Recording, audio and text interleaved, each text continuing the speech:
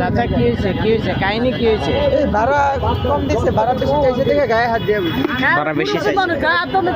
বেশি না মানে ন্যায্য ভাড়া ছিল এটা চাইছে, ন্যায্য ভাড়া দেওয়ার কারণে গায়ে হাত দিয়ে বিএমপির লোক আর দেখা যাচ্ছে আরেকজন যে বলছে মুরব্বী মানুষ মারেন কে, এটাও দোষ হয়ে গেছে। আরে গায়ে হাত দিচ্ছে বেশি মারবে না, টাকা পয়সা শর্ট, তুমি কয় টাকা কি রাখতে পারো ওইটা বলো। তোমার ভাড়া 30 টাকা, ঠিক আছে, আমরা অনেক দূরে আইছি, কয় টাকা রাখতে পারো? সে উঠতেই আমি ভাড়া চাইলাম, আপনি ভিডিও করেন, ভাড়া চাইলাম উঠতেই আমার থাবড়া দিয়ে বলছি। থাবড়া দিচ্ছে কারা? এরা কোন? ওরা এই যে বিএমপির লোক, এটা হলো বিএমপির লোক। আপনার গায়ের উপর হাত তুলছে? আমি প্রথম আই আমার জিজ্ঞাসা করছে বাবা ভাড়া কত? ওই যে সাদা একটা শাল গায়ে দেওয়ানে ওই লোকটা ভদ্র, উনি বললো যে বাবা ভাড়া কত?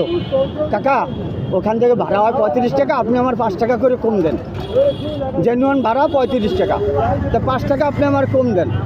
এই যে বললাম, বলার লগে লগে আমার একটা হাত তুলে বইল।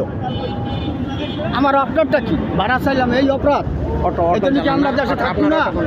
বিএমপির লোক থাকবে, বিএমপির লোক, এই জন্য এরা থাকবে দেশে, আমরা থাকবো না? আমরা সাধারণ মানুষের কোনো নিরাপত্তা নাই। আপনার গাড়ি কোনটা, অটো কোনটা? এটা